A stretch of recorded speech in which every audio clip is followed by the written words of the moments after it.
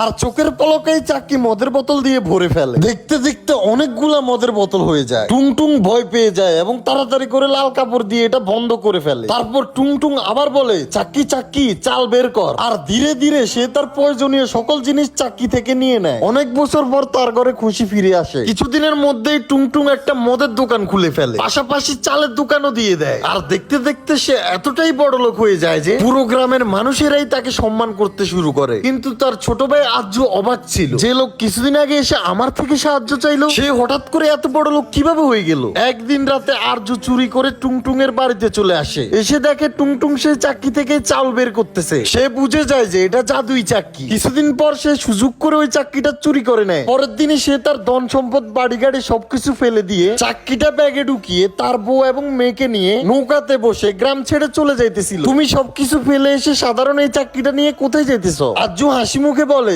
চাক্কি চাক্কি চিনি বের কর। আর চাক্কি চিনি বের করা শুরু করে দেয়। ধীরে ধীরে চিনি বাড়তে থাকে এবং একটা পর্যায়ে চিনির ভারেই নৌকাটা ডুবে যায়। আর ওইখানে আজ্জু এবং তার পুরো পরিবার মারা যায়। মানুষ বলে ওই চাক্কিটা নাকি এখনো সমুদ্রের নিচে চলতেছে।